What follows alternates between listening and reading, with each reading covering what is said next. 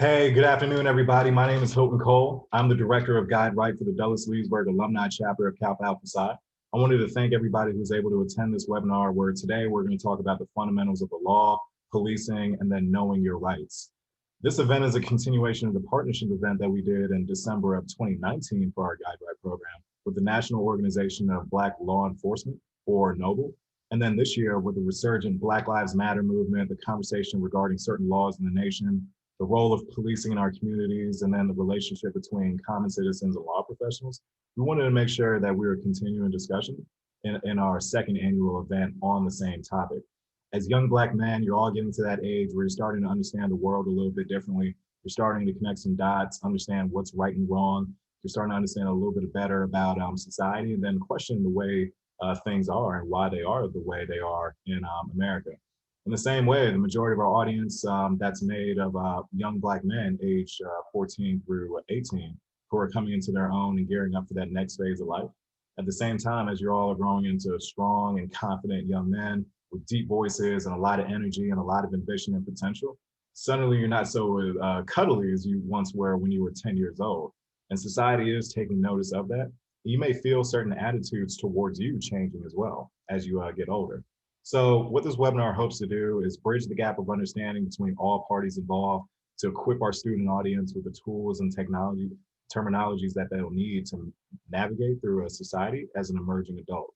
And then we challenge all participants as we go on within our webinar to feel free to use the Q&A to ask questions as the panelists are talking, as we're having the discussion. We'll do a good job monitoring the discussion there, and then making sure that our panelists stop when they need to answer your questions just so we can keep the discussion going.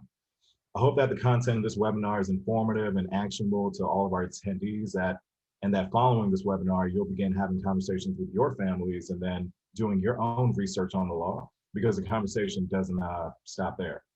I wanted to thank everybody for attending. I wanted to thank our amazing panelists that are here with us today. We really do appreciate everyone for joining on. And if you're watching this session recorded, we really do appreciate you coming to our Kappa League YouTube TV channel and then checking out the great work that Dulles-Leesburg Alumni Chapter of Kappa Alpha Psi is doing in our local community, as well as the digital forum as well. So with that being said, I'm going to go ahead and pause, and then I'm going to introduce our three panelists, or excuse me, I'm going to give them the opportunity to introduce themselves. So today with us, who will be leading the discussion, we have Mr. Lance Farquharson, we have Mr. Byron Braggs, and we have Mr. Eddie Street. I'm going to start with Eddie because I believe his presentation is going to come first. I'll work my way around to Mr. Farquharson, and then we'll close with Mr. Braggs. So Mr. Street, if you would, unmute yourself. We'd love for you to just give a little bit about yourself, what you do, your background, a little bit about what you're going to talk about today, and then just a fun fact about yourself, just to relate a little bit to the audience. Go for it, man. All right. First of all, you have to excuse my background. I see that it's flipped, so, but it wasn't without effort. Actually, it's coming through fine. Oh, it's coming through well? Okay, okay, great. As Brother Cole said, my name is Edward Street. I am a third-year law school student in Massachusetts. I earned my master's degree from the Maurice A. Dean School of Law at Hofstra University in New York, and I earned my BA in journalism from Michigan State University. Fun fact, I think everybody should know this, Michigan State University beat Duke at home last week. So I'm gonna leave it at that and let who's ever next go next. Go Sparty. Go green. All right. Then I'll turn it over to Mr. Lance Farquharson, who's also going to introduce himself. Mr. Farquharson.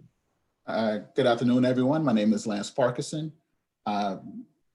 I'm currently a federal law enforcement officer. I've been a law enforcement officer for the past 15 years. This October made 15 years with my agency. I originally grew up in the Bronx, New York. I attended State University of New York at New Paltz. So that's where I actually joined a fraternity there under the Kappa Mu chapter. My major in college was business administration with a minor in Black studies.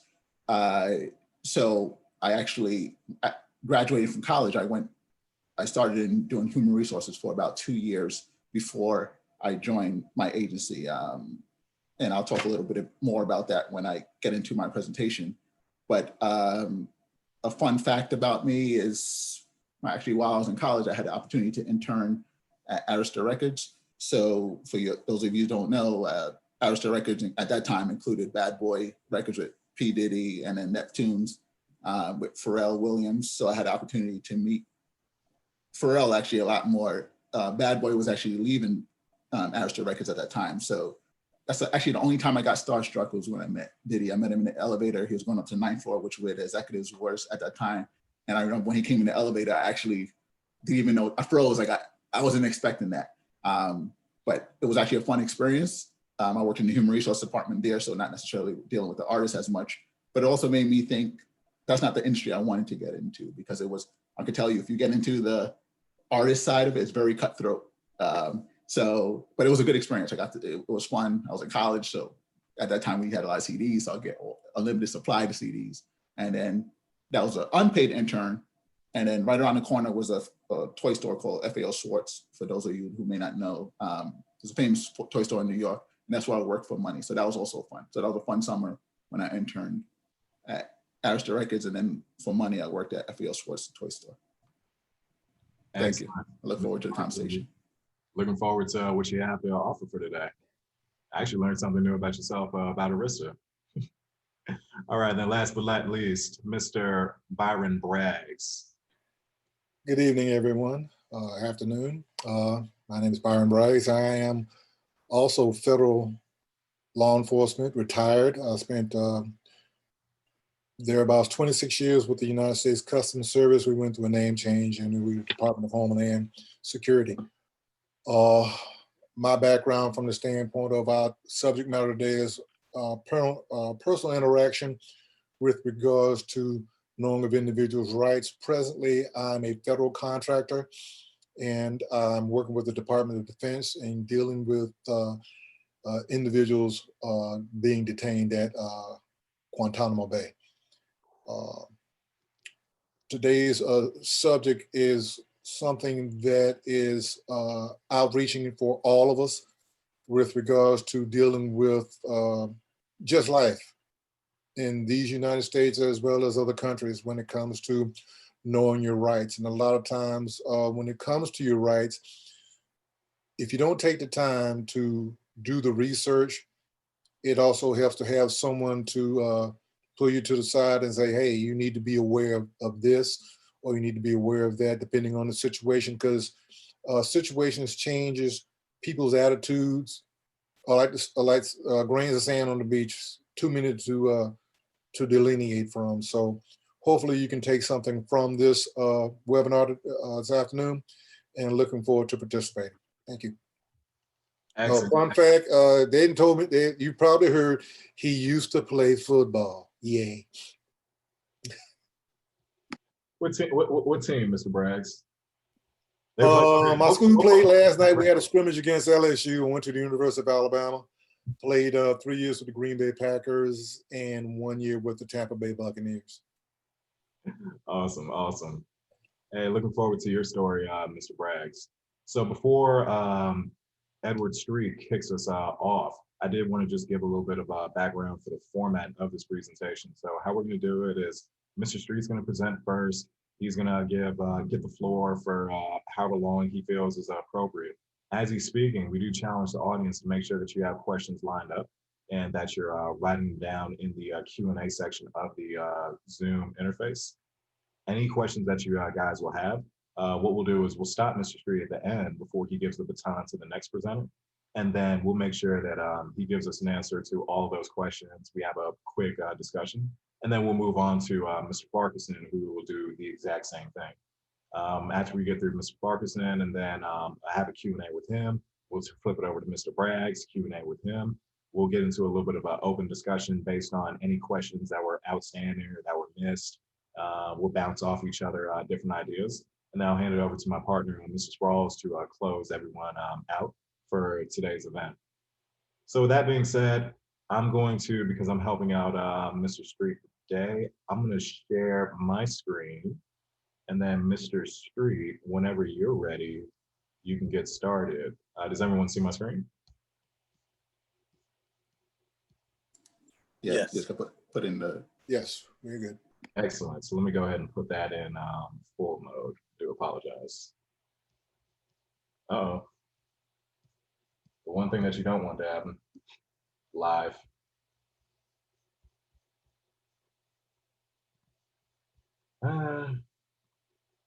Do apologize to the audience. We'll get it right. Okay, now do you see it? Excellent. yeah. All right, we ready? We are ready. What All you right. got for us, Mr. Street? So That's again, good afternoon, everybody. My name is Edward Street. I am a third-year law school student at Massachusetts Law, which is about 45 minutes north of Boston. And first things first, I'm going to give you guys a quick overview of what I want to talk to you about today. And up front, I'm going to tell you that we're going to start with a simple question. And that question is, what is a legal right? Okay. And this is important because you'll hear people on TV, see people on social media, even hear people in person say things like, I know my rights, I have a right to be here, you don't have a right to do that, you're violating my rights. But quite often you'll see that these same people either don't know what an actual legal right is, or they can't necessarily identify the specific right that they're trying to exercise or protect.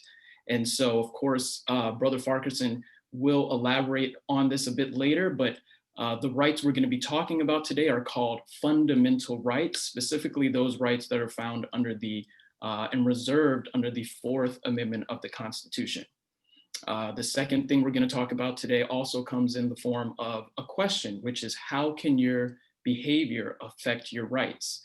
And yes, you are hearing me correctly. You are seeing that correctly. Your behavior, your actions, your reactions can affect whether or not you've actually maintained or waived your rights under the Fourth Amendment.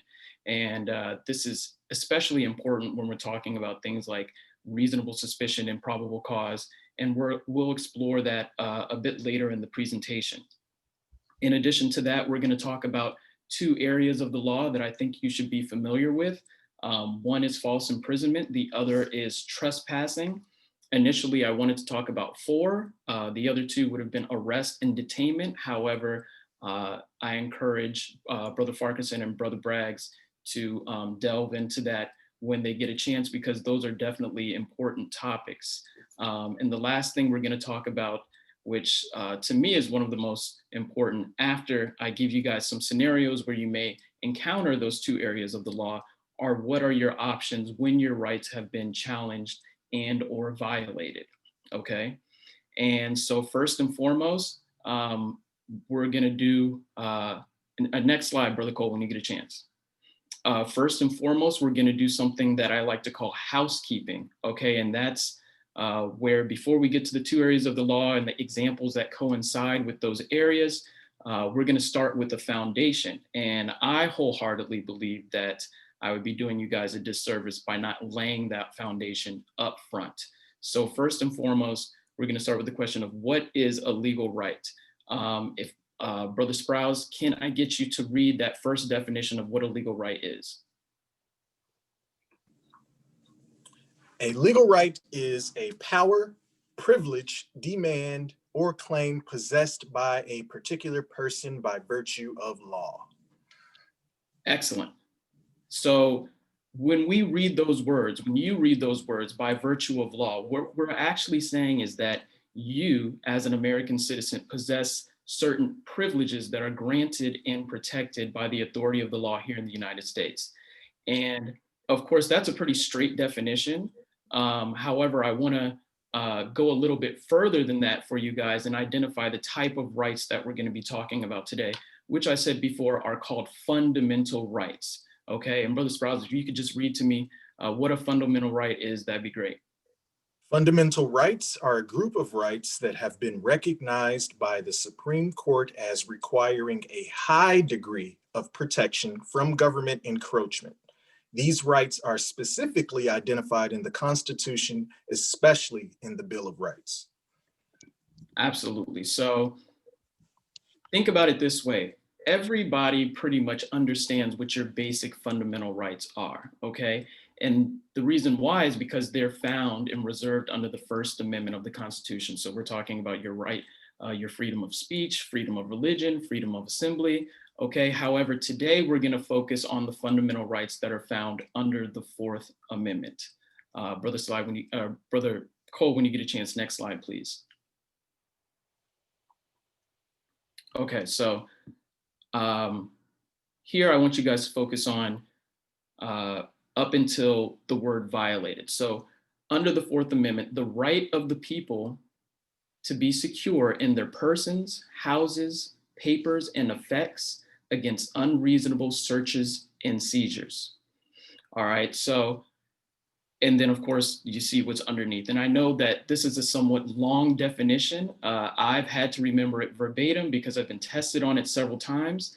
But what I want you guys to pay attention to are the words that I underline for you. So first and foremost, the right, right? We already identified the fact that we're talking about your privilege as an American citizen. Next is to be secure. When we talk about being secure, that means AKA to be protected under the law. In your persons, we're talking about you as an individual, okay? And your effects. When we're talking about effects, we're talking about personal property, specifically your personal tangible property. And what I mean by tangible property, I mean things that can be moved. So for the brothers on the screen, if you have a cell phone, hold up your cell phone. Right. This is your personal tangible property. If you have a backpack, if you have a laptop, anything of that nature, those things are protected from unreasonable searches and seizures under the Fourth Amendment. Okay, and we'll explore that information a bit later, but here's a question. How do we even get to a point where your property or you can be subject to being searched or seized? Well, in order to get there, first we have to lay some foundation with respect to understanding reasonable suspicion and probable cause. So Brother Cole, when you get a chance, next slide. So Brother Braggs, if you could read this for me, I think that would be great.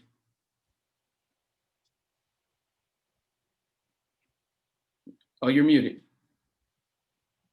You want to start over again? A Awesome. police officer must have a responsible suspicion that a crime has been, part of my stuff is not even showing up, that a, something, I'm missing part of the sentence, let me, Law. that a law has been broken, is being broken, or about to be broken in order to make a stop. Note, a reasonable suspicion must be more than a mere hunch.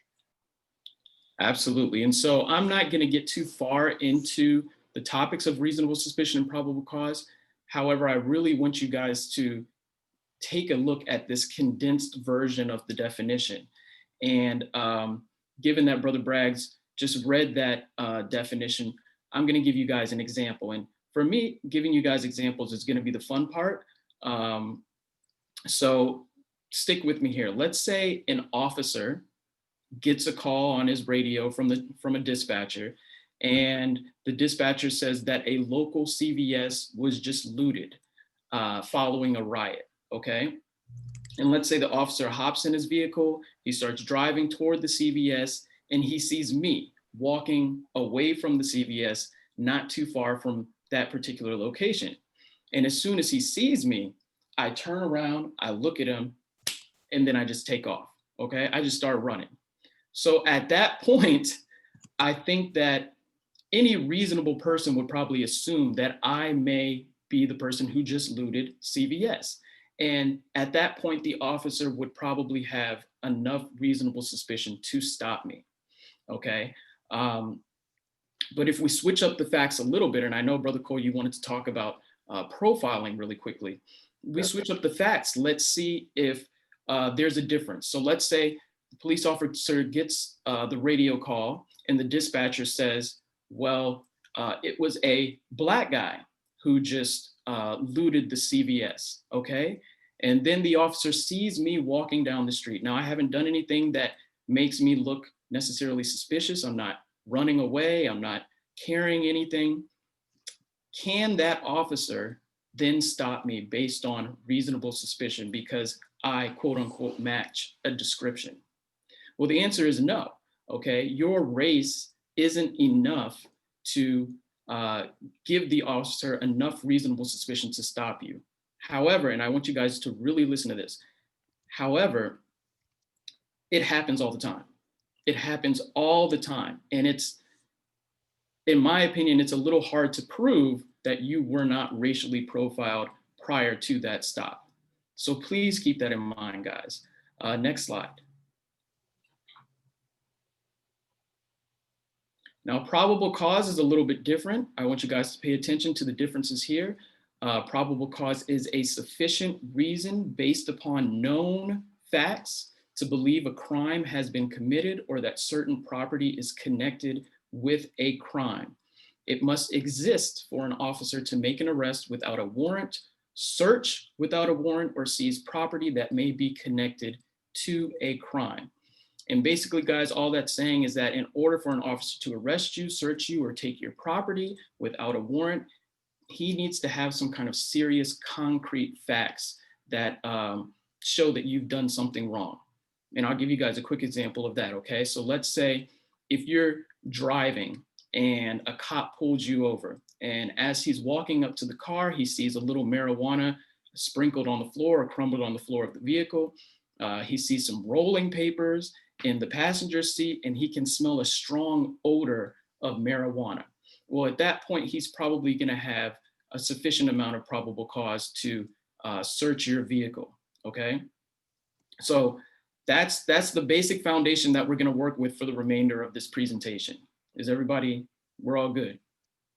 Good? Okay. Next slide, please. So how can your behavior affect your rights? Well, we just said running from the cops. Now I know obviously that's a bad idea, okay? Because it creates what? Reasonable suspicion.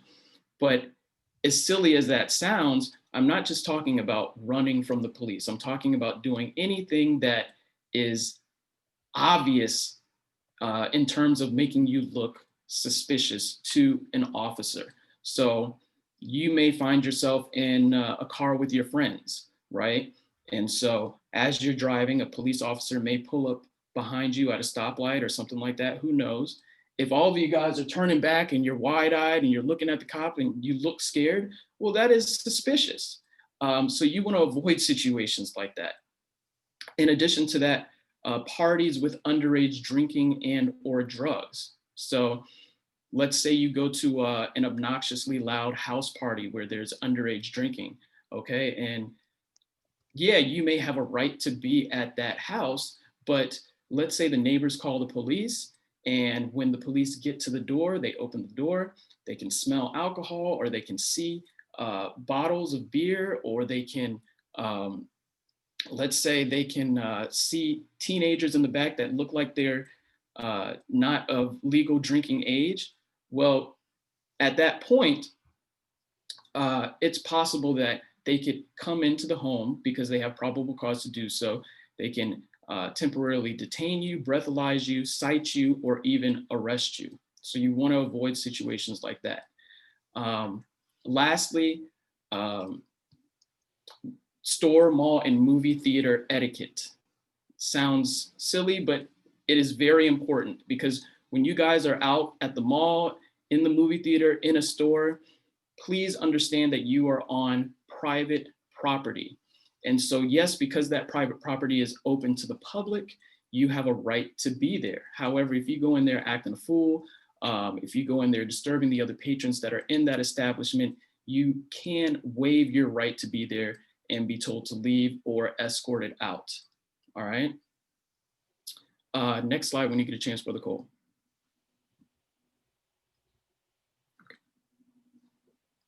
Okay, so 2 areas of the law that you should be familiar with. I think every young person should be familiar with these 2 areas. The first of which is false imprisonment. So a lot of times when you hear people say the words false imprisonment, right, they immediately think of an innocent person going to jail.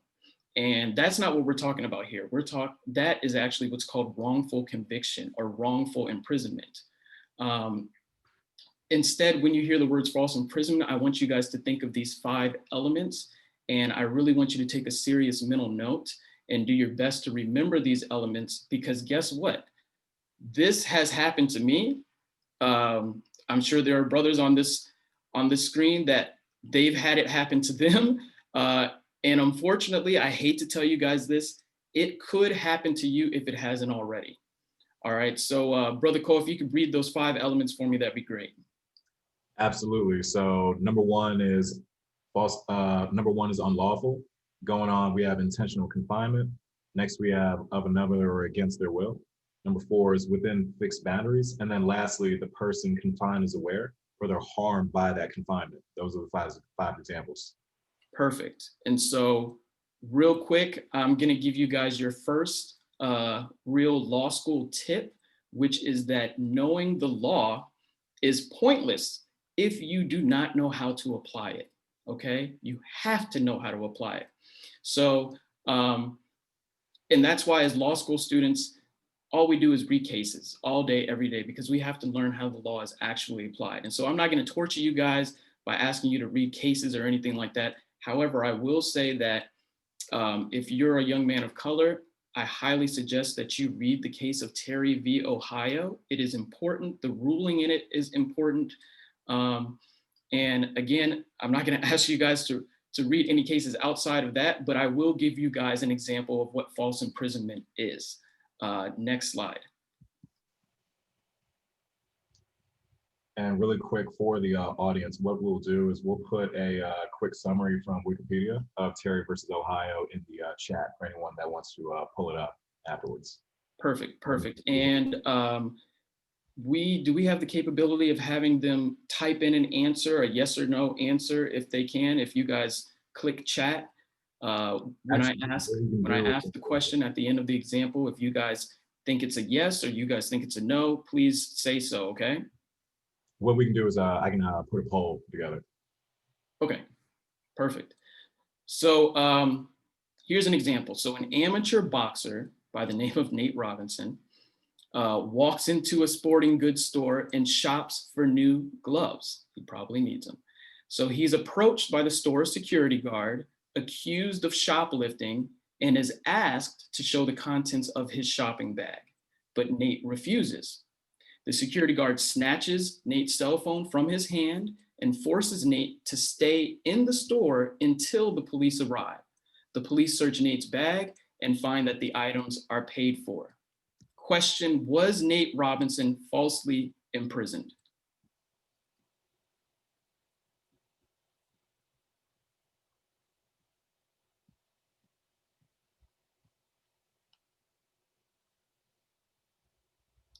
Are we getting any results from the poll?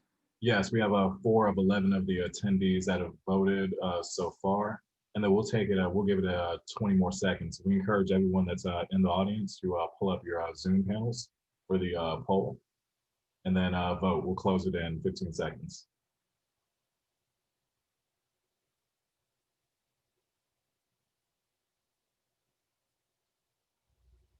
Five seconds.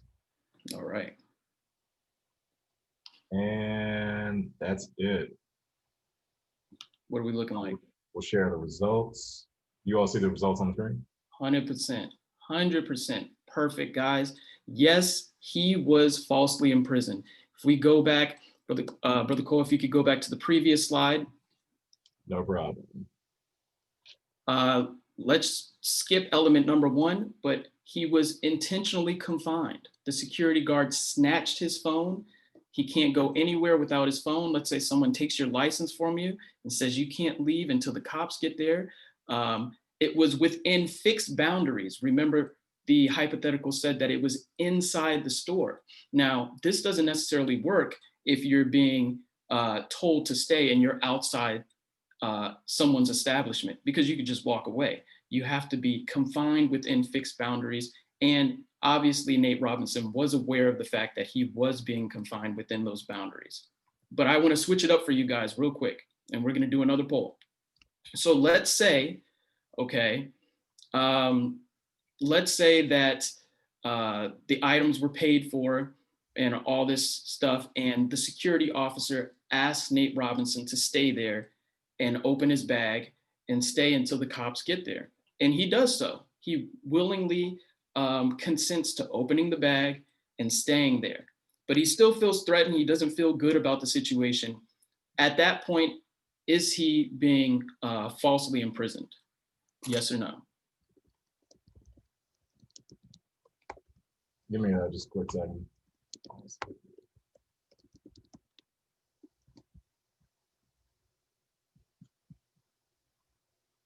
Okay.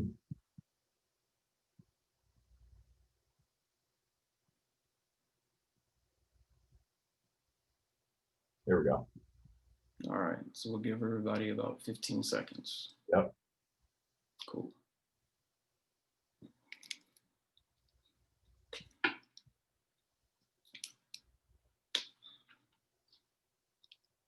Hmm.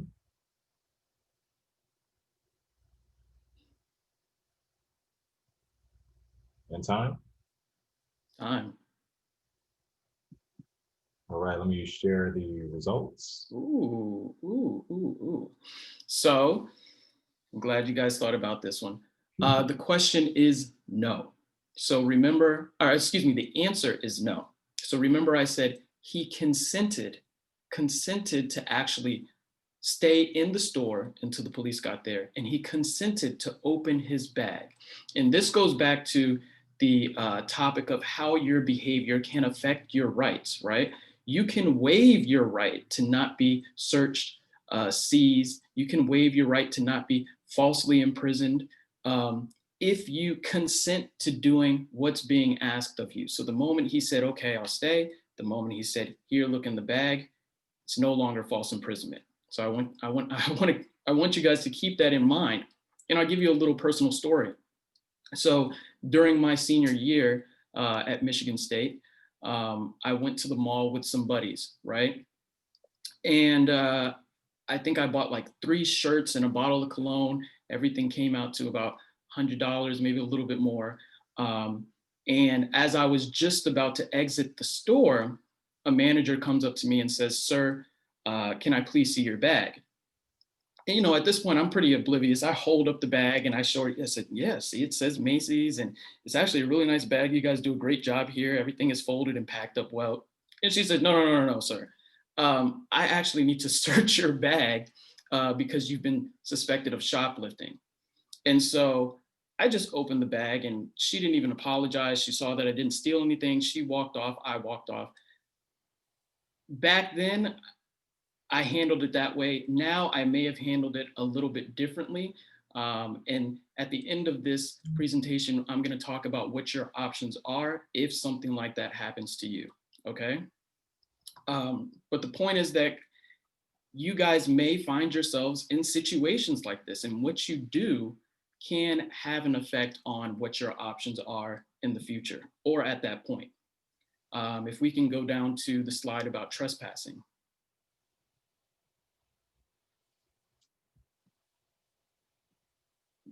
There we go. Perfect. Okay, so this last area is, of the law that I want to talk to you guys about is, as you can see, trespassing. Why? Because I see it happen all the time, especially in areas like Fairfax County and Loudoun County. And it is, in my opinion, one of the easiest ways to attract unnecessary attention from the police or neighborhood securities. So let's start off by reading the definition of trespassing. I'll take that. Trespassing is intentionally entering or remaining on the land of another without permission or having been forbidden orally, in writing, or by sign, etc. Okay. Next slide, please. And Brother Cole, if you could set up another yes or no poll for this one, that would be great. Okay, give me a hot second. Sure. And while you do that, I'm going to go ahead and read this hypo for you guys. So, example, after the NBA draft, LaMelo Ball walked to a local park to practice his free throws. Before entering, he sees a sign that says, This park is reserved for Reston Town Center residents only.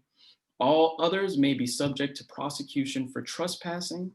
Okay, LaMelo ignores the sign, walks onto the court, and proceeds to practice his free throws. Here's the question.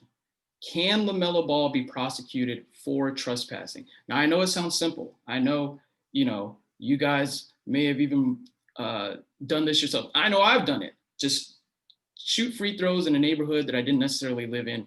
No harm, no foul. That's not necessarily the case. So go ahead and once that poll is up, I'd like to see you guys' answers. Poll is up. All right, these answers coming a little bit quicker. Okay. Y'all are starting to get in the game. I love it. I love it. Give it 5 more seconds.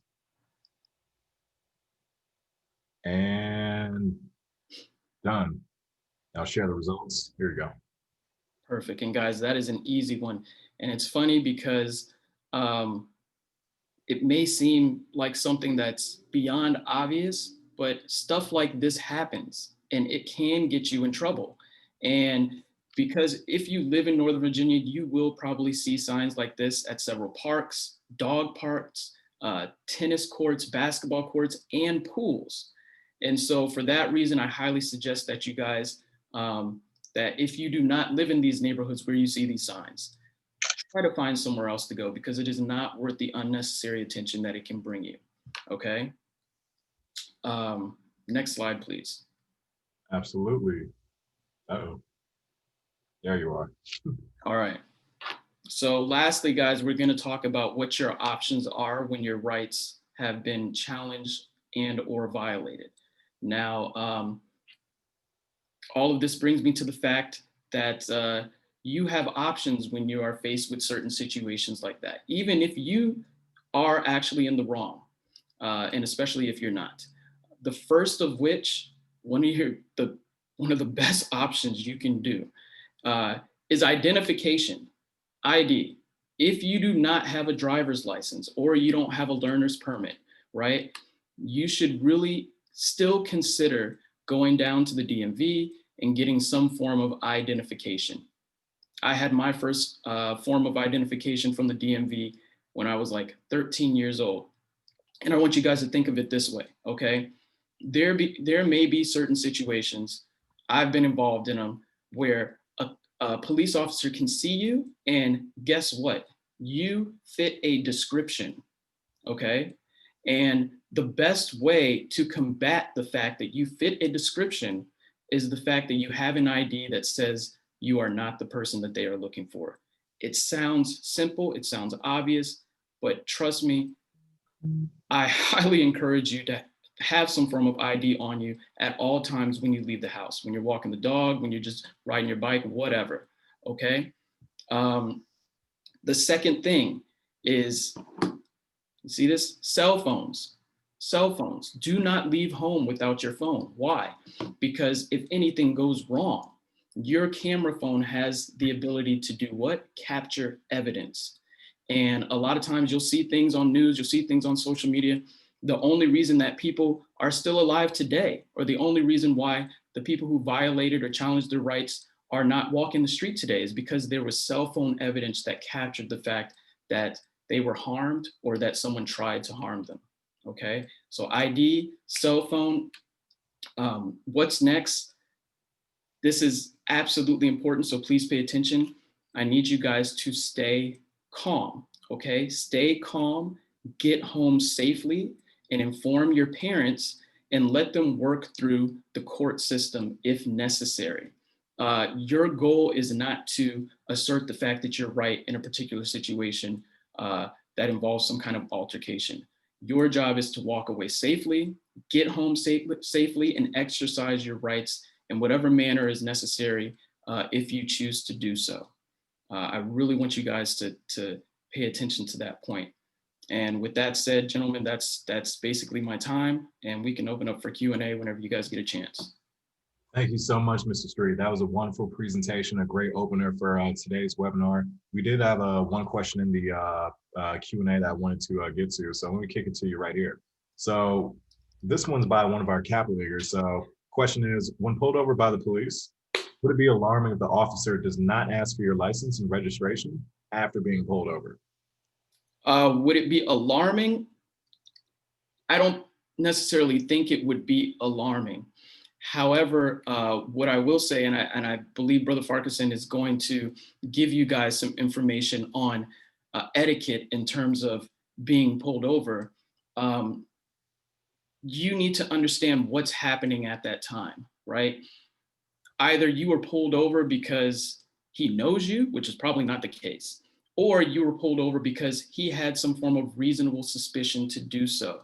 And your gears should already start turning whenever you drive and you see somebody pulled over, right? Reasonable suspicion. What was it? Was it a tail light out? Were they speeding? Did they blow through a stop sign, right? If you see cops searching through a vehicle or a dog in the vehicle searching the vehicle, that means there was probable cause there. What could that probable cause have been? Okay. And so, no, I wouldn't necessarily be alarmed, but once you listen to the etiquette that Brother Farquharson is going to tell you, you can do things to combat the type of fear that someone who doesn't know what's going on might feel. Excellent. Thank you so much, Brother Street. And then one more question before we move on. So wanted to expand a little bit on the common sense, what to do's and then what not to do's for the public spaces. So this is your mall, this is your outdoor shared space. So it's a little bit cold outside. When I go to one Loudon, I like to wear my hoodie. Am I any more disturbing the peace than somebody, say, who's skateboarding all over the place? No, you're not. And a little bit on, you're right. Can you expand a little bit about, people's property, what to do to make sure that you're respecting and staying compliant with the law in terms of like public spaces? So no, you are not any more threatening. However, this is the real world, okay? You may be the nicest person in the world, and as Brother Braggs can attest to, but he is a big guy, right? And to certain people who don't know him, even though he's still a little scary to me, because he's a big guy, but to people who don't know him, if they just see you in a hoodie, they could be afraid. They may think of you as a potential threat, and you have to understand that. So as far as your actions, as far as your etiquette, when you're in public places, when you're on private property, you need to be conscious of the fact that you need to do everything possible to be as respectful as you can and not cause attention, not bring unnecessary attention to yourself. Excellent. I think that wraps it up really nice. I really do appreciate you, Mr. Street. Thank you so much for taking time out of your day to present to the group. With that being said, let me stop sharing the screen, and then I'm going to call on Mr. Farquharson to pick up the torch and take us into the next portion of the presentation. And really quick, Mr. Farquharson, do you have any polls that you want to do, just so I can have it up and ready? I may have one. I think I sent it to you in the chat. Did you get it? Okay, let me check out the chat, and then we'll make that happen. All right. All right. Yes. Let me Yes. try to Good. Okay.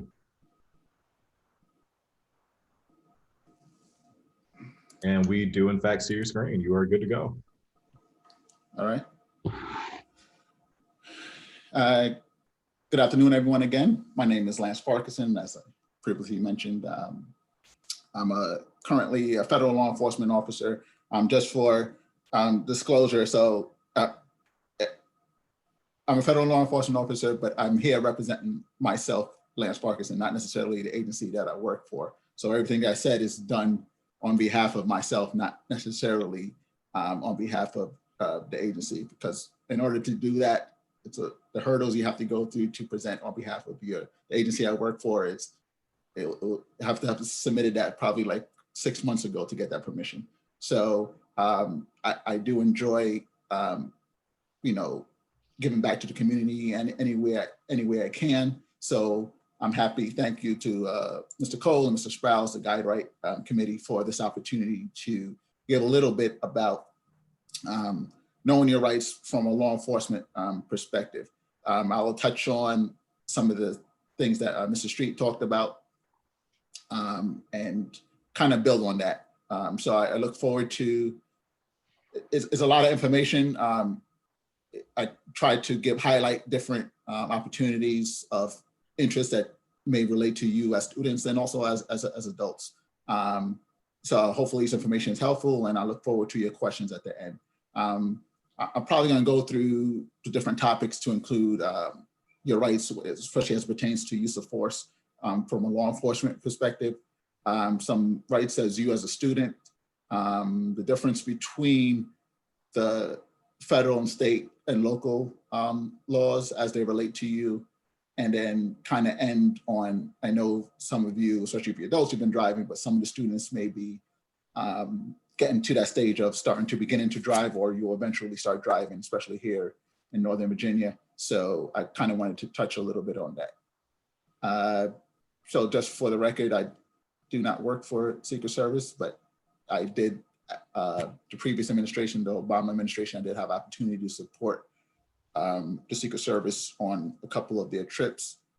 So this picture was actually taken when President Obama and Secretary Clinton went to Burma or Myanmar in Asia. It was a one-day trip. We went to different countries, but this is from when they landed in Burma, when President Obama was giving a presentation. He gave a speech at a local school, university there. So, as I mentioned before, I've 15 years. I've been in federal law enforcement. I began my career actually at Washington Dulles International Airport. I was there for about 5 years.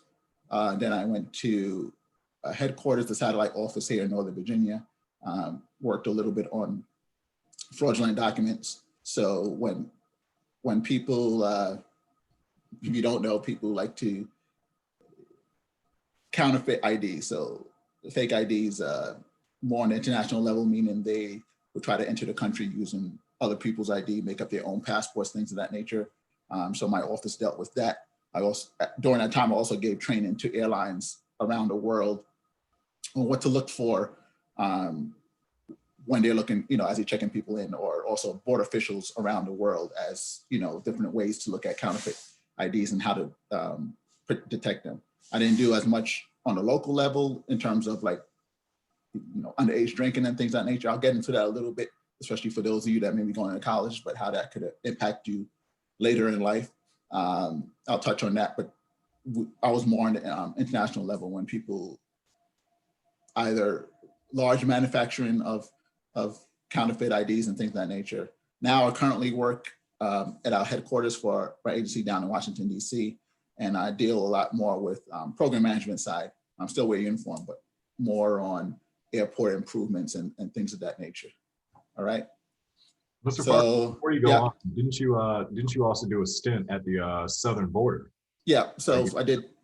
Good reminder. So twice I worked down at the southern border, one in Arizona, between Arizona and Mexico, and then also in California.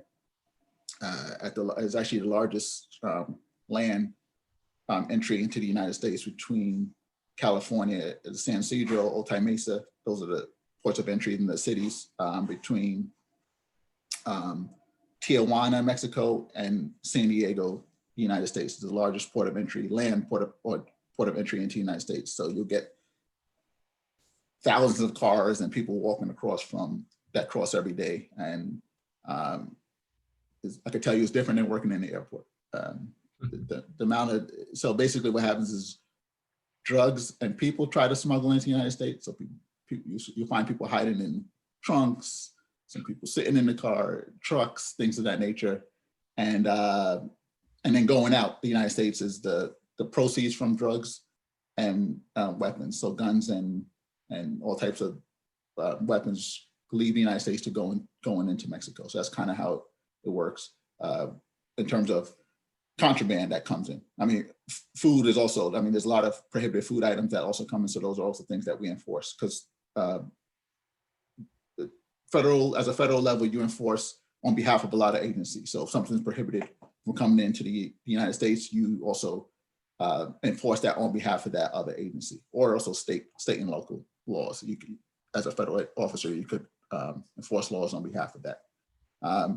Just for the record, I don't, in the traditional sense, I don't do traffic stops. I don't pull people for speeding and things of that nature. But I do have knowledge of that, of course, as part of training, but also supporting some of the state and local law enforcement officers. But that's not my, you know, writing tickets and things of that nature. That's not my primary duty. Although at the land border, you do conduct searches of cars, but it's on a different level. While we're on that topic, just for your knowledge, if you're traveling, either flying into the United States or driving into the United States or walking into the United States, there is an exception to the warrant. Like you don't need, the agency does not need a warrant to search you as you come into the United States. You can say, no, I don't want you to search, and there's a Border Search Authority exemption where they're going to search the car whether you want to or not. You kind of give up that right as you're traveling internationally. I know Mr. Street talked a lot about giving permission and things of that nature, but that does not apply. There are some changes when it comes to like cell phones and things of that nature, but when it comes to just a normal search of your property, not search you as a person is different, but your car or your luggage or something like that. By traveling, you give up that right. There's actually a carriage. Most people don't read these things, but when you fly, you consent to, you know, your airplane ticket. There's a whole bunch of rules that you consent to when you travel. And then as you come into the United States, you used to fill out a form. It used to be a customs form. And then on that form, it will tell you the rules and the laws that apply.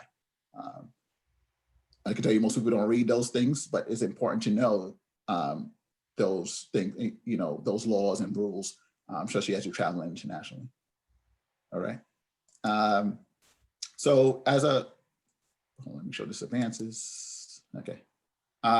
So when I started my career as a law enforcement officer, once you get sworn in, this is the oath of office that all law enforcement officers give. If it was a local law enforcement, they probably will add the part after defend the Constitution of the United States. They may say the right, you know, the laws of state of Virginia or the state of New York, depending on where you're working.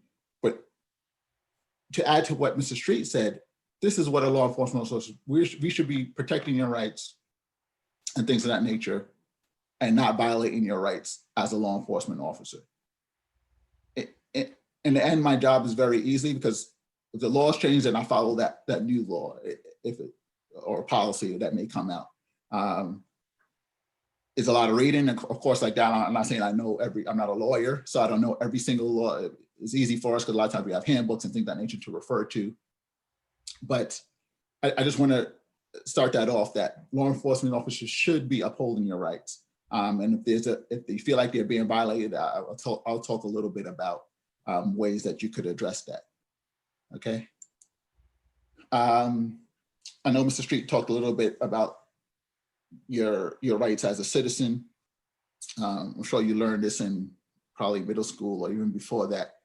You know, the Constitution of the United States. I could tell you this year, I've actually not necessarily dealing with the Bill of Rights, but for other things going on in the country, I've actually had to go back to the Constitution just to see, like, you know, some amendments that I may not be as familiar with, to see how they apply to the current situation we're in. Just as a normal citizen, I like reading sometimes those things.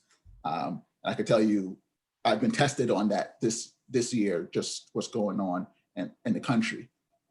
But what I'm going to concentrate on is on I know Mr. Street talked a little bit about the Fourth and Fifth Amendment as it applies to law enforcement, from a law enforcement perspective. So, as I told you, I grew up in New York City, in the Bronx.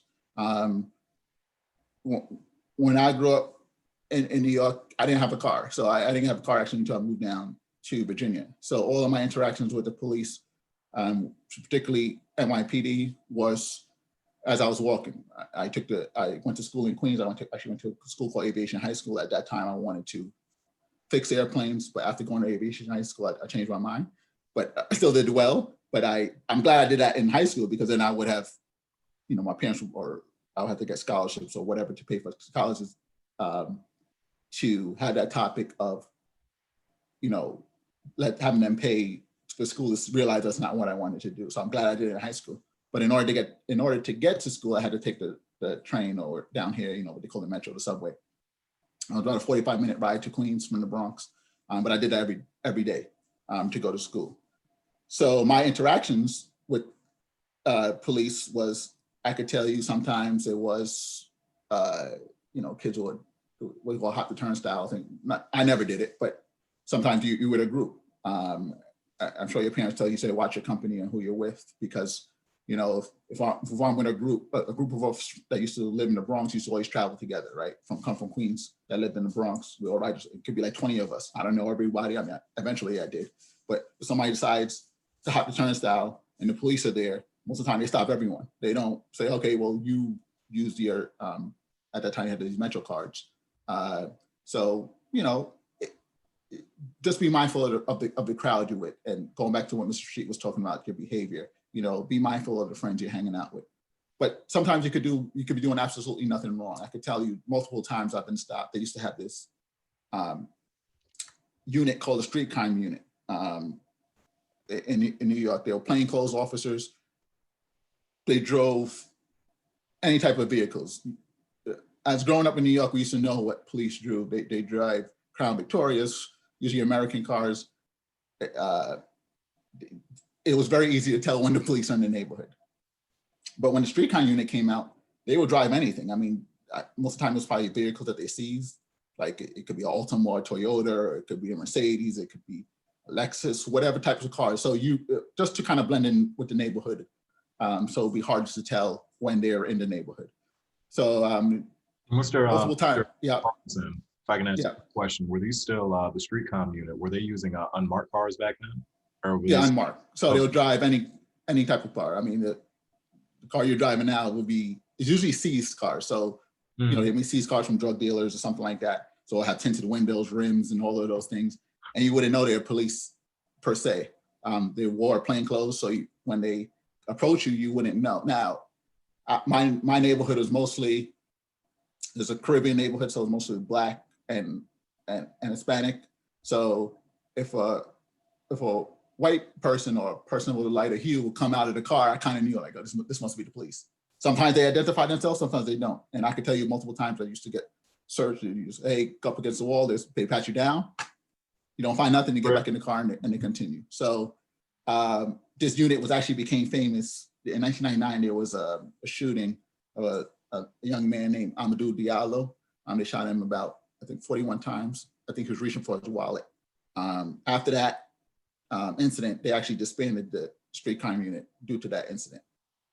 Now they have different terms, anti-crime unit, NYPD, they have different terminology. They still have the street plainclothes officers. Sometimes you see them wear a band, it's called the color of the day.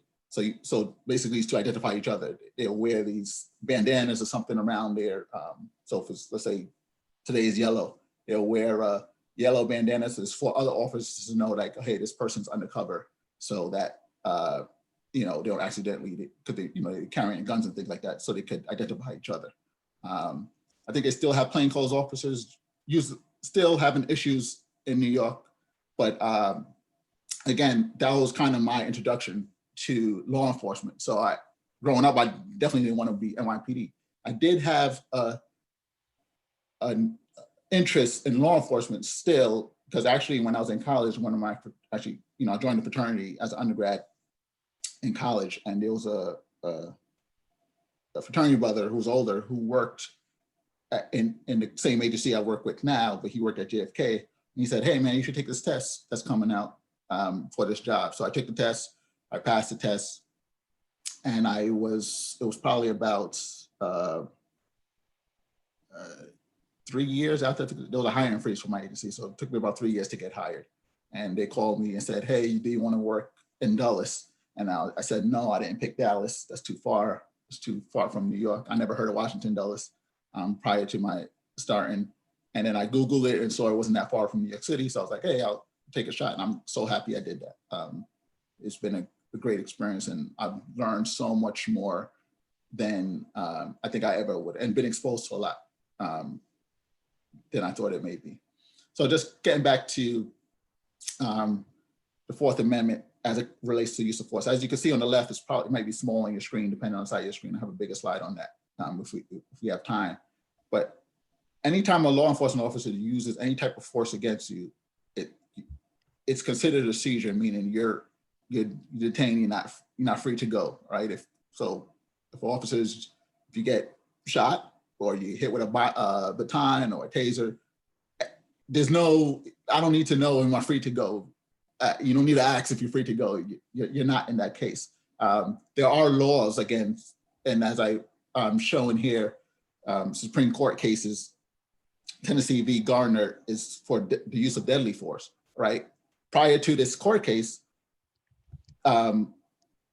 deadly force could be, and in this case, I think it was in Memphis, with the Memphis police during a burglary. The person was running away, and I think the officer shot them in their back. And prior to that case, that in Tennessee law, that was okay. The person did the burglary, it was okay. But this case, Tennessee v. Garner, 1985, prohibits the use of deadly force unless it's necessary to prevent the escape of a felon or the officer had probable cause to believe that the suspect is a significant threat of violence to me as an officer or the community.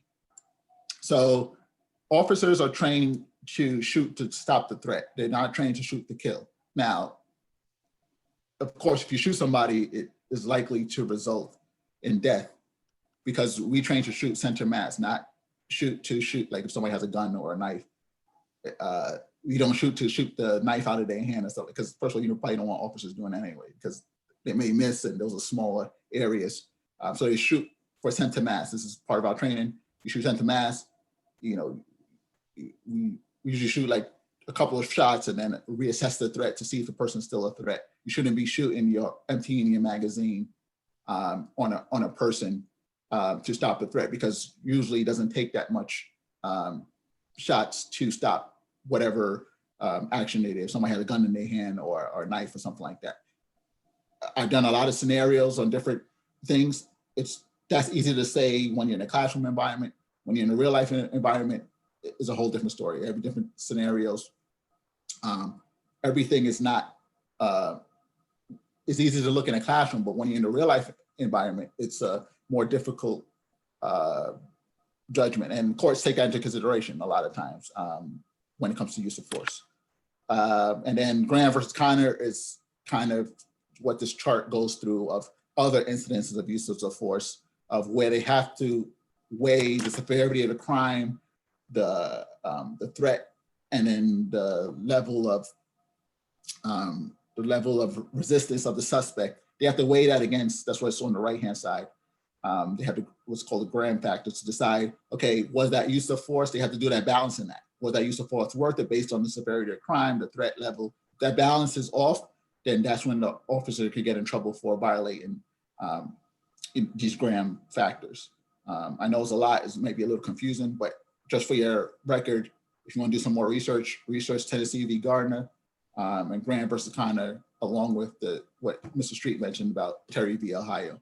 And then both cases are also available in the, sorry, Mr. Parkinson, both cases are available in the chat as well. Okay. Links to see just quick summaries of what entail those. Okay. So that's important to know in terms of your rights. So when you're being violated, because most of the times it doesn't get to this level. God forbid it doesn't get to the level of deadly force, but there could be other force used against you as a individual. So let's keep that in mind. It's hard to do again when you're in the incident, but just keep that in mind. And these are when a lot of lawsuits may come after the fact, unfortunately, based on a violation of, that's what the court uses. And as you can see, these Supreme Court cases are from 1985. That's why I, kind of off topic, but the Supreme Court is very important because they're the ones that make these final decisions, whoever's sitting on the bench at that time.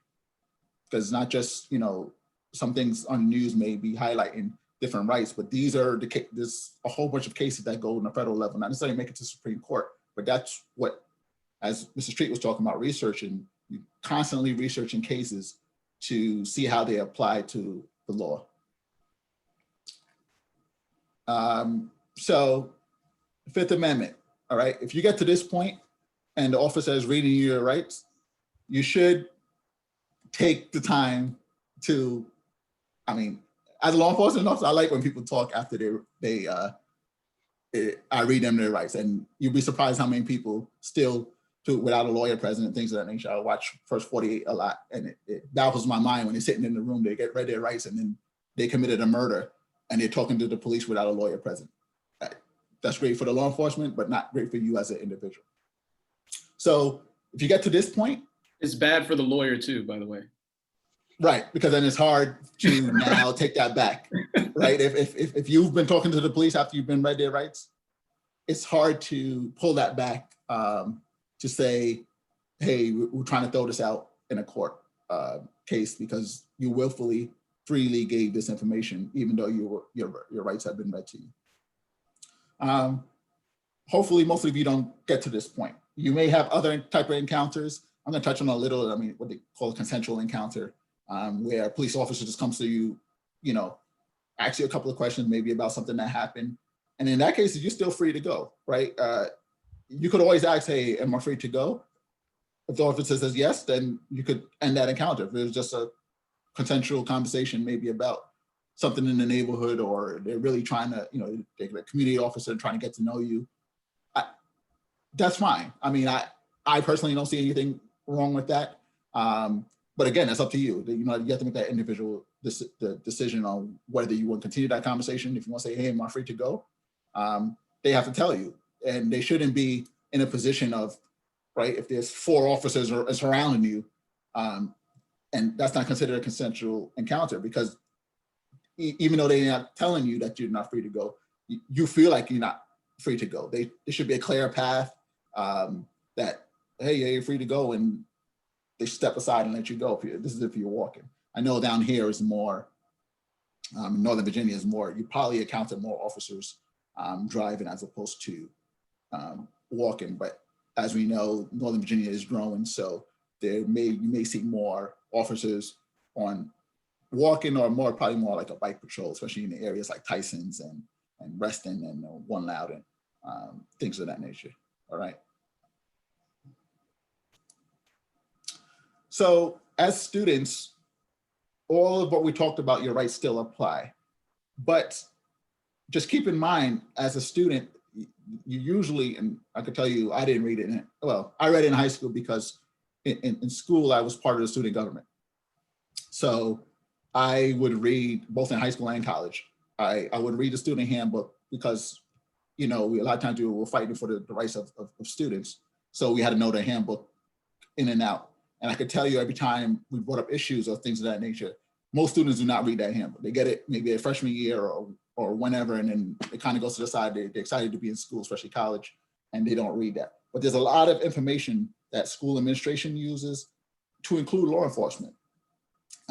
If you're in Fairfax or let's say Loudoun County, there's an MOU between the county and the law enforcement agencies. In that MOU, it spells out the roles of what the school administrator and then what the law enforcement agency, local law enforcement agency role is. You'll be surprised that when a law enforcement officer can interview your student without the parent present, depending on what's going on. Maybe there's a cell phone missing or something like that. And there are times when the law enforcement officers are allowed, based on the MOU, to interview the students without the parent present. So it's important to read that. I have a link to, I don't think I have a link to the MOUs, but you can also just Google MOU, whatever county you're in, and it should come up. The court case mentioned there is New Jersey v. TLO. That was a Supreme Court that allows school administrators to search students when it's reasonable, right? So maybe, I think this case came out of a student who's smoking and they were looking for cigarettes or something like that. And as they were searching the bag, I think they found marijuana in the bag. So the court went to the case because they said, well, this is an unlawful search, but the Supreme Court ruled that, school administrators have some roles that they're allowed to search students. And I think this is where it comes to, you can search your lockers and things like that.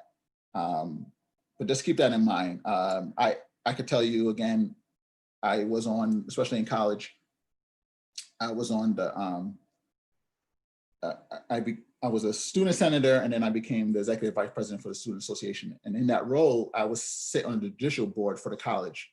So it was student reps, and then there was school administrators. I could tell you how many times students used to come there, being brought up on charges, schools charges, and it's usually for a violation of their student handbook. So I implore you, especially if you transition into college, get involved, but also make sure you read that handbook to know what's allowed and what's not allowed. I think it's important because it could impact your college career. So here's just a good example of an opportunity just for both students and parents. Actually coming up, I think this Wednesday, there's a conversation for those of you in Loudoun County, where there will be a discussion that I think they're revising the Loudoun County MOU, and this is the opportunity to engage in that conversation. I'll send a link. I'll put it in the chat after this presentation to show you how you can register. Just to view, you don't have to necessarily speak, but you could register yourself to view this conversation, because this is going to impact you if you're a Loudoun County student, the changes that may be made with that MOU between the school board and the police department. So let's switch gears a little bit. So if you're driving from, let's say Leesburg, for those of you who know what that is, to DC, how many different law enforcement or police departments do you think you could potentially engage if you're driving? And then I just launched the poll. We'll put, for this one, 30 seconds on the clock, including the 10 seconds that's already been up. See answers trickling in. Okay. Guys, make sure you guys all vote. It's gonna be important for the discussion. I see some answers on opposite ends of the tank. And we'll call it there. All right, let's share them out. All right, so we have, I'll just go by the percentages, 67%. So the one student that said 10, you are correct. All right, so here, if you're driving from, again, Leesburg to DC, here's an example of how many, and again, this is only showing 9, but 10 is actually the correct answer. I just couldn't fit any more badges on the, the screen. So as I said, it could be Leesburg Police, it could be Virginia State Police, you have the Airport Authority has their own police department, Herndon has their own police, depending on where you're driving. If you're trying to avoid the toll, Fairfax County, you gotta go through that county. You gotta go through Loudoun, of course. If you're driven by the Pentagon, there's a route called 110 around there. The Pentagon Police patrols that. That's a federal agency. And then if you're trying to avoid the tolls, on let's say on 66, you go through George Washington Parkway. The Park Police is responsible for that. And depending on which way, again, you go driving to DC, it could be Arlington County. Again, one that's not listed there, you have Alexandria Police you could encounter. And then once you get to DC, the agencies multiply by probably like another 10 who you could encounter, right? Because there are about 65 different federal law enforcement agencies in the country. That's not including, is what they call Inspector General agencies. And then there, throughout the United States, there's about 17,000 state and local law enforcement agencies. Now, why is this important of the different law enforcement? Because if you're stopped, it's important to know who's stopping you, right? Which agency is stopping you. Now, I could tell you I've been stopped by police and I still get nervous, even as a law enforcement officer. But one thing I tell you to do is when you initially get stopped, pay attention to what the officer says at that beginning, because most agencies should say this statement or something similar. I am Officer Farquharson with Leesburg Police, with Virginia State Police, or trooper with this, because that, to know what agency stops you could help you later on. The reason why I say that is because if they don't give you a ticket, but maybe they did something improper, or you felt that, you've been mistreated, or you want to report some type of misconduct, you have to know which agency to go to. And every agency has a different process, right? Here in Fairfax, they have a civilian review board, so you could go to them, you could go directly to the department. Loudoun does not have a civilian review board, but you can go to the sheriff's office and file a complaint. The federal level, there's multiple ways. I mean, you can actually write your congressman to file. They have inspector generals. They have, you could go to the agency. A lot of them have forms online. So it's important to know, but you only could do that if you know who stopped you, right? So that's why I give that scenario. And I could tell you there's very differences depending on whether it's a state or a federal agency that may stop you.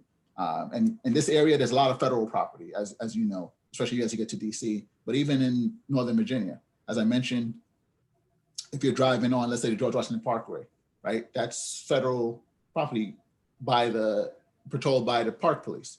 So if you get a ticket, a speeding ticket, it's actually gonna say your name versus the United States. It doesn't say the state of Virginia, right? So if you go to court, it's you against the United States technically when it comes to court. So let's say you're driving on George Washington Parkway, you pull over, if you're not aware, the George Washington Parkway overlooks DC through the Potomac River. You can see a nice view of DC. They have these overlooks. So let's say you pull over, well, I won't say you, but one of your friends or somebody, they pull over, going back to what Eddie was talking about, maybe after hours, it's closed, you're not supposed to be there. And the park police come up to you, right? Knock on your window, you pull down the window and they smell the odor of marijuana, right? Now, or they see marijuana. In Virginia, they just changed the law. Marijuana is only a $25 fine, right? They just changed the law, which I'll get to. You can't be arrested or you can't get searched just for the odor of marijuana no longer in Virginia. But again, this is federal property. So those laws do not apply even though you're in the state of Virginia. So just keep that in mind. I know it gets a little confusing, but you want to know where you are. And kind of going back to what Mr. Street was talking about with trespass, you have these large towns, you have Reston Town Center, you have One Loudoun, that's all private property. The whole, I'm talking about including the streets. So if you get a trespass and say you can no longer come to One Loudoun, that means you can't visit any of the stores to include, so One Loudoun has a movie theater, they have Bar Louie or whatever restaurant. You can't go to any of those. Same thing in Reston Town Center. It's not just that one store or whatever. If they give you a trespass from the property manager, it's for the whole property to include the streets. So just keep that in mind. I know we run on short on time, so I'll just kind of go through how much time I have. Quickly. Huh? Quickly. Okay. This is just some recommended practices. There's a video on this, so I'm not going to get too detailed. But these are just some recommended practices if you stop by the police. The video would kind of explain this. You've probably all heard some of this before. I never had that sit down with my father. It was more, we used to watch Cops, so I kind of knew there's a show called Cops. I used to know what to do when to get stopped at least. I knew not to run out the car when the cops come and pull you over. That was just kind of known. This is just some recent changes to Virginia law. Actually, this year they had a special session. So these changes, I don't remember when they take into effect. It might be January. I can tell you the cell phone law takes effect January. So it's going to have a hand-free law that takes place January. But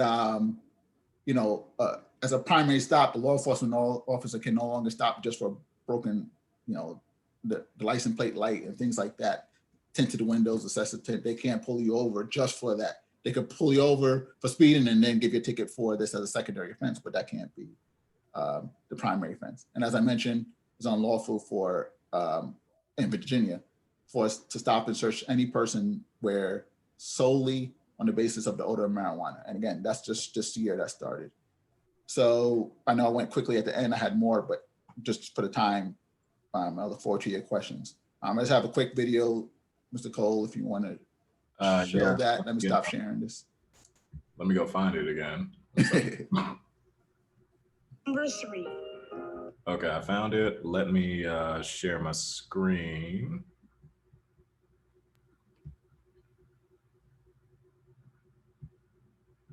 All right.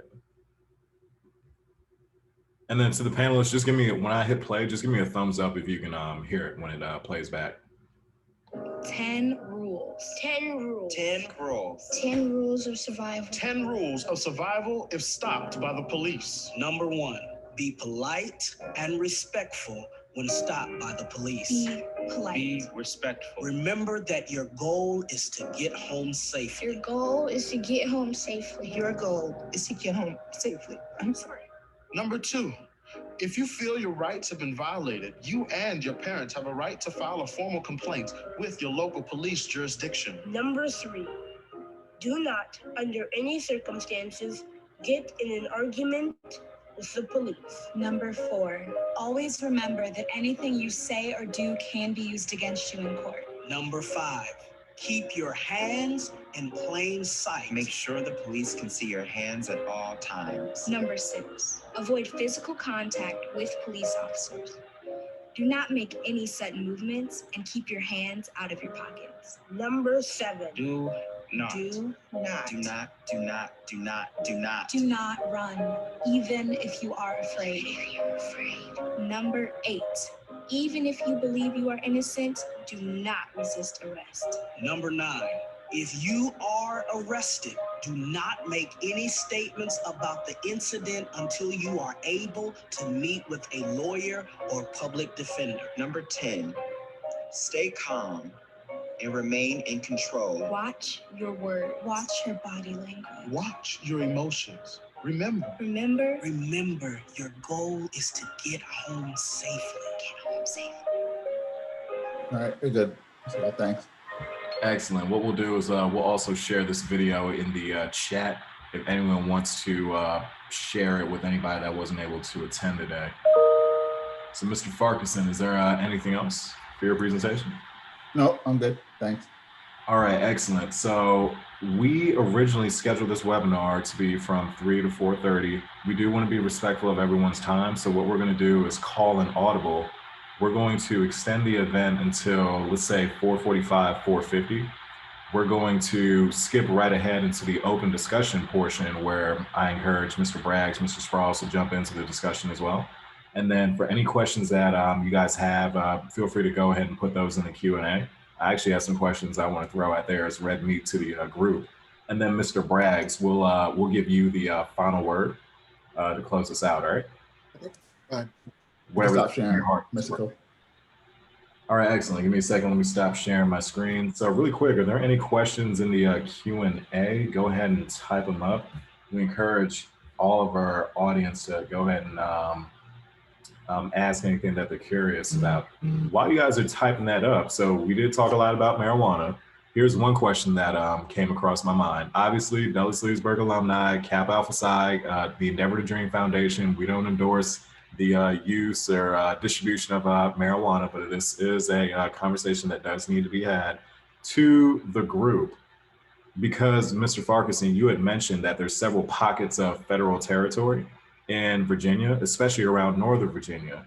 So could the group here talk a little bit about the nuance? If you have marijuana, if a friend that you know has marijuana, and the police's reaction, you go back and talk about reasonable suspicion, you know, talk to us a little bit about the nuance between what a federal officer might do versus the park officer versus the Virginia officer, as well as if they still have the right to search you. I know that the laws are changing, but just talk a little bit more about us there, because that's where the area gets a little bit gray. We just want to make sure our young men are equipped to handle that kind of scenario. So real quick, Brother Farquharson, before you give your answer to that, I want the young man to realize and just internalize the thought of your car, your drugs, your car, your contraband. Okay, so if it is your car and your friend, or who you think is your friend, or any of your passengers have anything in your vehicle, your car, your drugs. Okay, I've read cases where a passenger was scared and put something under the seat so he wouldn't be personally searched. It wasn't the driver's contraband, but his car, his drugs. And so the driver is therefore responsible for whatever it is that is in his personal property, within his personal property, meaning in his car. So I just wanted to put that out there. Excellent. Thank you so much. Anybody had any follow-up on that? Yeah, go ahead. Bragg, you want to speak or? He's absolutely right. Misery loves company. Some of the points that I wanted to bring to is like, it falls into perception. You know, what do you represent? Your car, your contraband, be it drugs, any kind of chemical stimulus, be it alcohol, drugs, marijuana, anything that can affect your altered state could be something that you could be, that could cloud up the situation and could lead to your arrest, or if not that, extended detainment, which goes back to training. And in some of these cases, you have a lot of lack of training with regards to law enforcement. A lot of the training won't be consistent. Mr. Farquharson brought up a good point. I'm in Leesburg. I drive to DC. You have all these different jurisdictions that you're going to be crossing. Some have similarities, some have blatant differences. There's going to be a difference between federal and state and local, which goes back to the training, and it goes back to perception, what you represent. Like the video said, remain calm. You want to always remain calm, because if not for anything else, if you're being approached, especially if the individual is not in uniform, ask them, could you provide your badge? Could you show me your badge and credentials? In other words, I'm playing it back the opposite way, not necessarily from that you're having an attitude, but you have people that are out there perpetrating. Mr. Street brought up a good point. You want a ID that was issued by a entity. When I'm saying entity, it's either going to be by the Commonwealth of Virginia, or if not anything else, the United States of America. I doubt you have a passport, but have a driver's license or a state issued ID. You could have an ID from your high school, but it may not be as strong as one that was issued by the Commonwealth of Virginia or the state of Maryland or wherever you may be coming from. So have that identification handy, and have them, and as well have them provide identification to you. Because from that standpoint, knowing your rights, you do have the right to ask a few questions. And who do you represent, sir or ma'am? Once they properly identify themselves to you, as you remain calm, let them go through whatever litany they need to go through. Because at the end of this whole thing, you want to get home. Complain later. Know what fight to fight, because it's a war. Don't try to win this battle. You want to win the war. Winning the war is to go home and let your parents file suit. Excellent. Mr. Farquharson, anything to add on that? I'll just add to this, know where you are. So, DC has different laws on marijuana use in particular, as opposed to Virginia or Maryland. So, again, really just know where you are. I believe it's technically illegal still everywhere, but it's been decriminalized. So, meaning, as I said, if you get caught with a small amount of marijuana in Virginia now, it's just $25 fine, as opposed to before it was a misdemeanor charge, depending on the amount. Now, if you're distributing marijuana, that's a whole different discussion.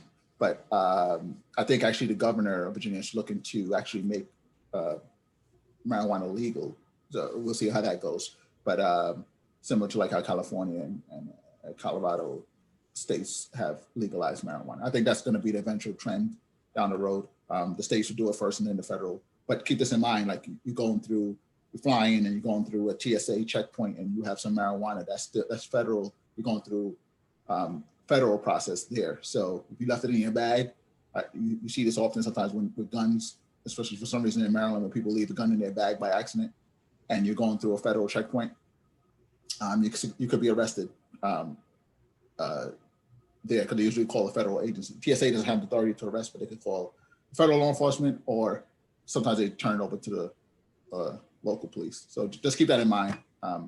Know where you are, and then again, keeping up with the laws, especially if you, let's say you might use marijuana here, but especially if you are using that.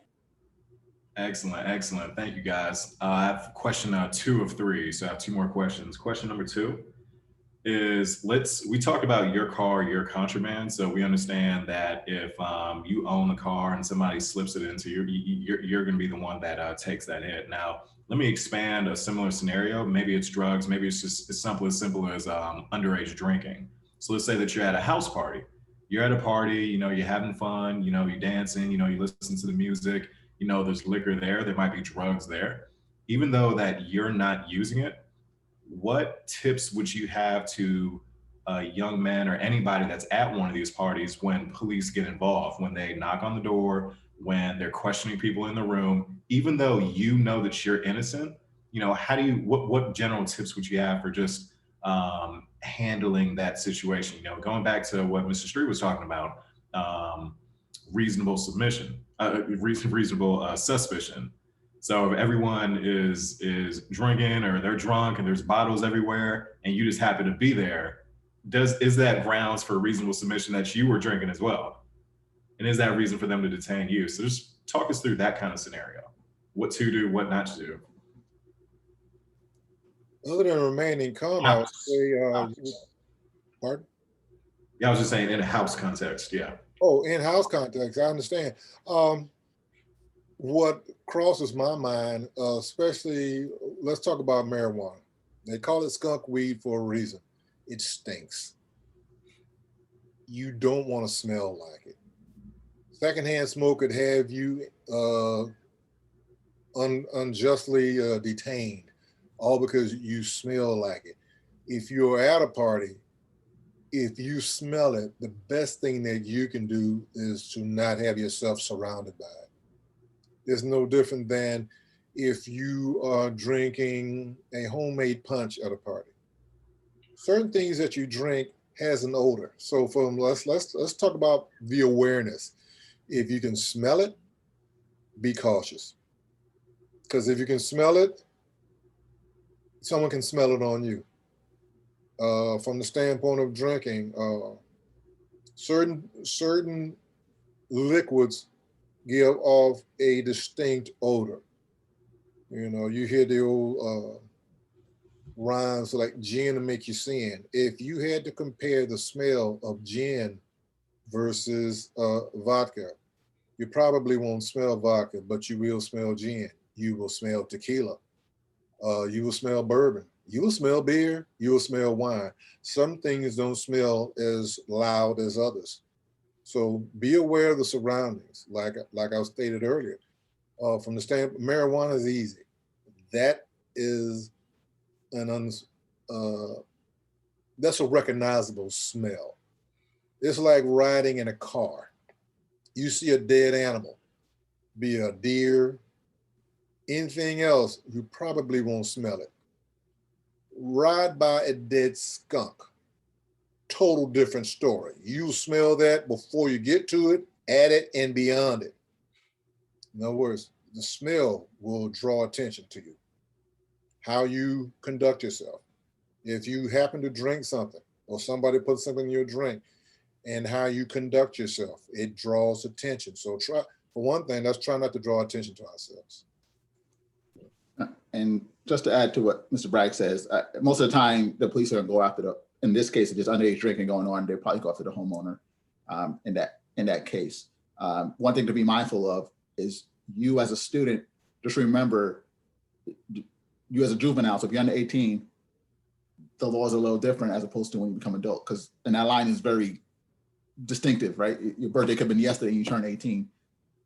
You may be handled in a different way when the police arrives, as opposed to, because I've seen this before where if you're the adult in the room and 18, you're the adult, even if there's a bunch of 16-year-olds or 15-year-olds in the room, you're not considered an adult. And a lot of times in court and things like that, if it goes to that extent, judges look at you as like, well, you're the oldest in this group.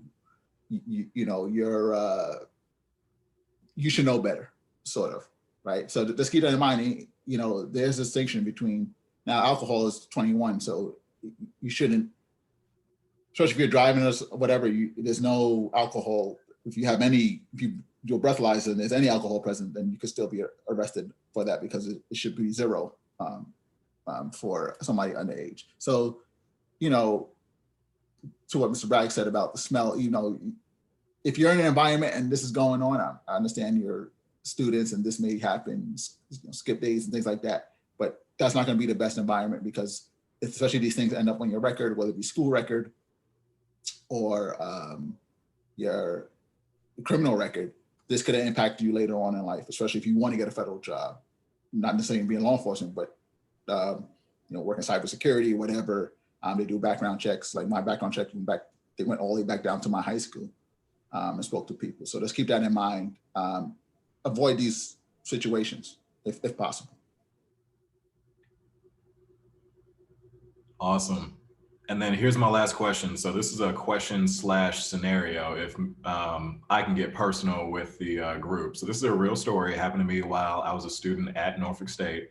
So check this out. We talked about a lot of things. We talked extensively about drugs in the last 10 minutes. We talked about, reasonable suspicion, and then the differences between the different law agencies and the Fourth Amendment.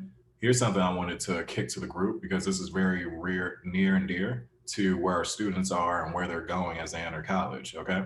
So what we haven't talked about is Title IX, and then what to do in terms of your interactions with campus police, okay? So nobody here is a campus police officer. I'm not asking for your expertise there, but just as professionals of the law, I just wanted to get your breakdown, your analysis of the situation I'm gonna give you. So it was my senior year at Norfolk State University. It was myself and a friend. We had just left the gym. We were crossing through one of the academic buildings on the way back to the dorms. We had stopped, I forgot what we were doing, but we were near one of the classrooms just talking. All of a sudden, 3 police officers came up, and they had all surrounded me, and they had pushed my friend away. They had asked me for my ID. I gave them my ID. They took it, and they didn't give it back.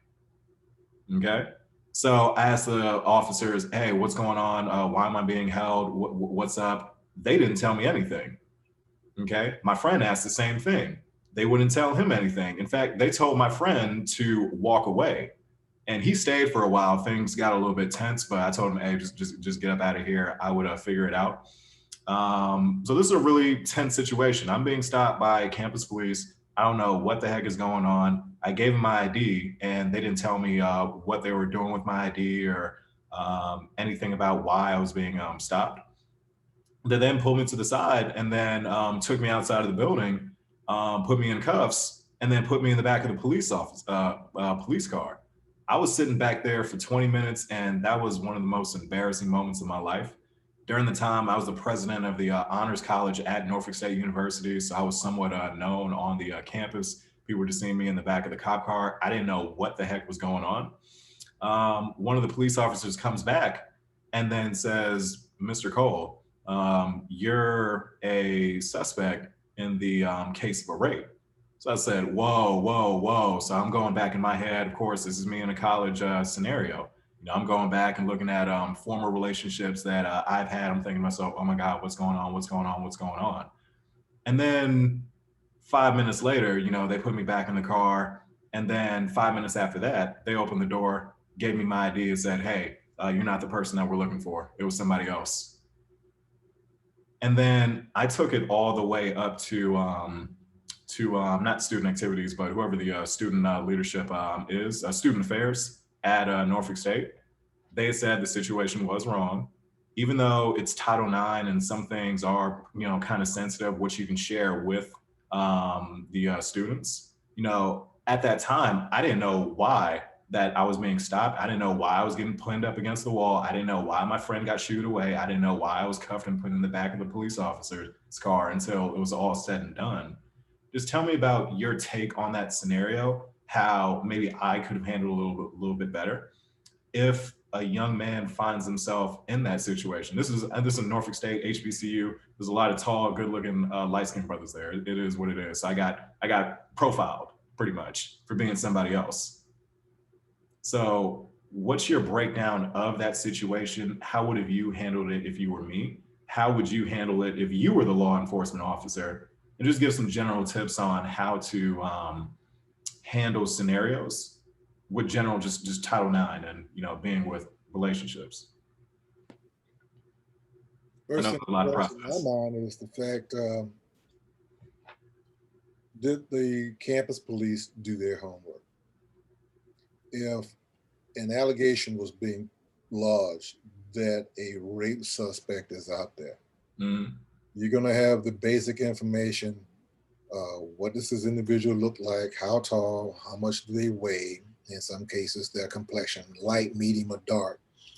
And at best, you would hope that they would have a name. They asked for your student ID. They didn't give it back. That would have been the first thing to look at from if I was law enforcement. If I have a name, and this is the individual they gave me, you supplied their identification. If the names don't match, sorry for detaining of your time, have a nice day, and move on. I don't have to say anything about it, other than the fact that I did a spot check and I just wanted to verify who you were. Now, you are a quote suspect, but that was vague from their standpoint to me. And there are a lot of things that can be, there are a lot of steps that don't have to be taken if the proper preparation was done beforehand. Lance, what's your take on it?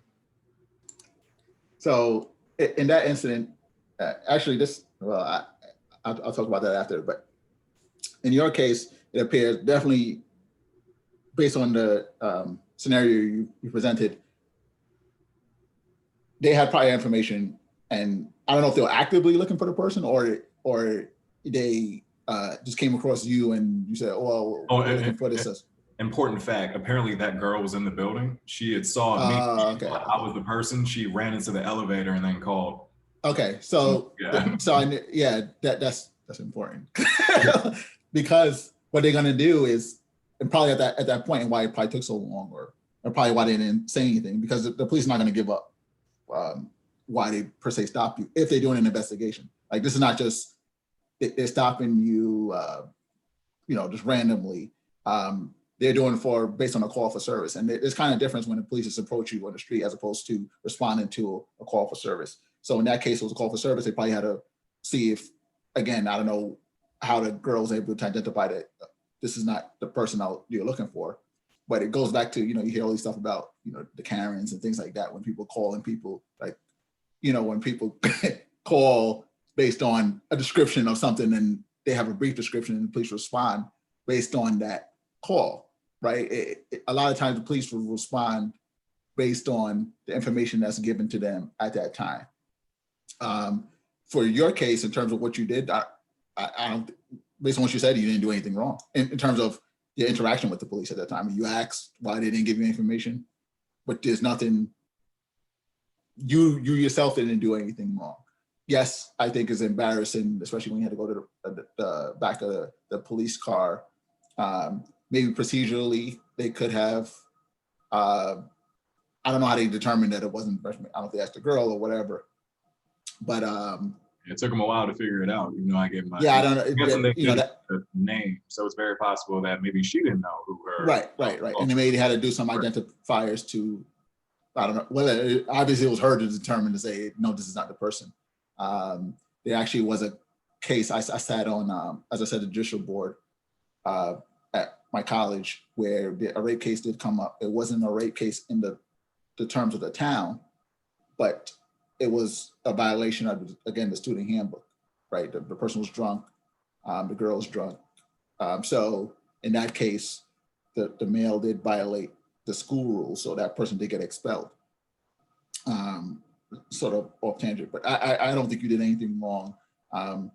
Could the police have given you more information? Probably not in that case.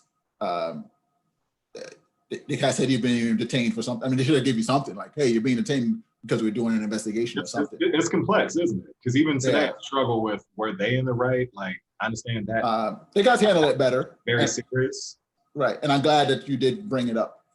Again, it goes back to those MOUs, what the campus police have the same, if they're in Virginia, they do the same, as I said, the oath of office that I gave in this case with the state of Virginia. So that doesn't change. Again, the MOU or whatever with the police may gives you more insight to what their role is, but maybe Eddie has some parts of the legal side of it. Okay. I would say that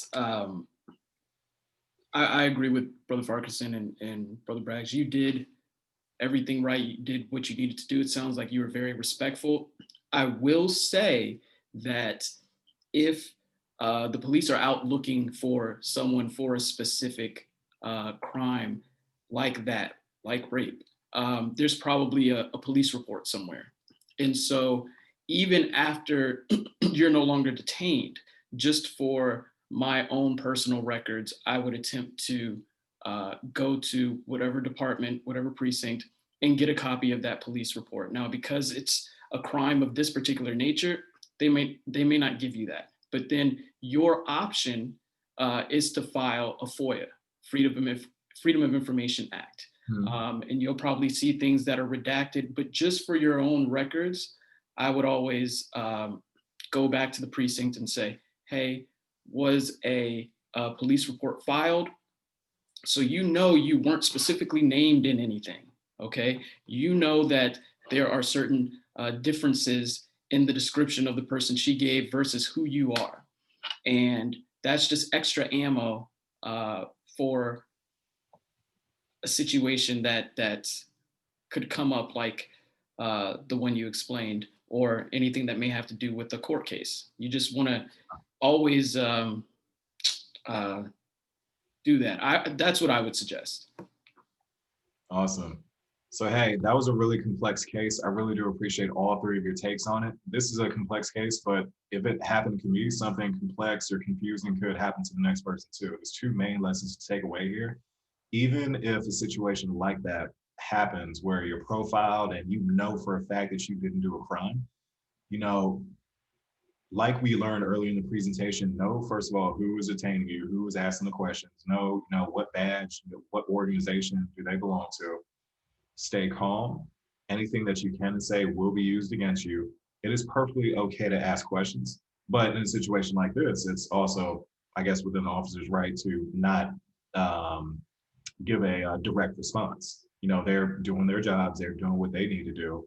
So no matter what, you want to stay calm. You know, my job was getting back home. We're getting back to my dorms in this particular scenario right here. So I know that is really, easy for your emotions to run hot. And my emotions were hot that day. I was able to contain it while I was in front of the police officers. But boy, when I got back to the dorms, it was hot and heavy with my roommates, my friends. Actually, I had a friend that was a lawyer in my circle who gave me proper steps on what to do next.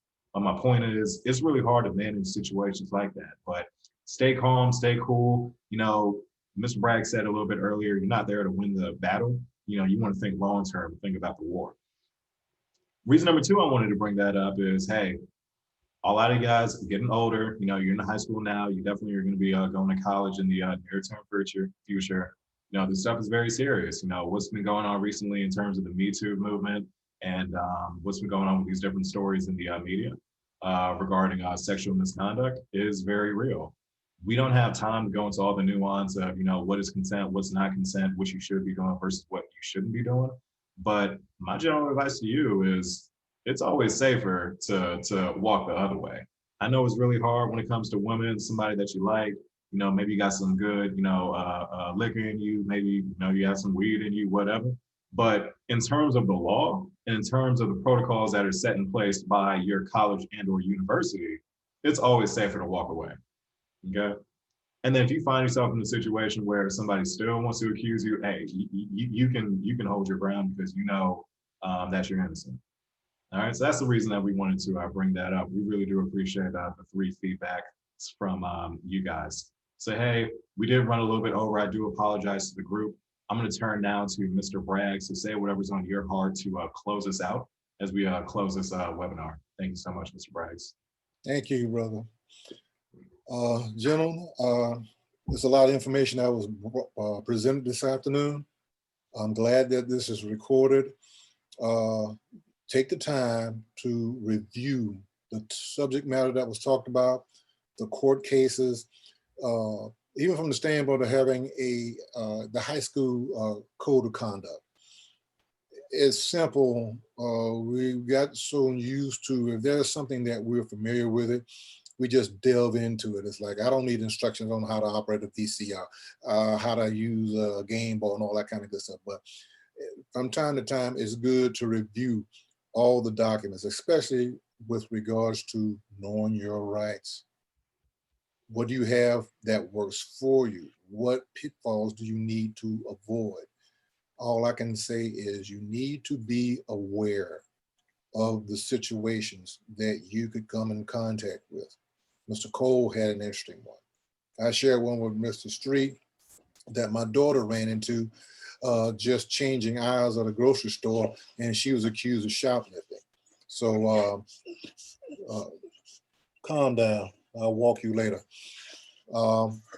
There are situations. Mr. Braggs has a dog, by the way. Yeah, I got a 130-pound lap dog here. But there are going to be situations whereby you need to arm yourself. You have to be prepared. It's a different world. It's a little bit more dangerous than what it was.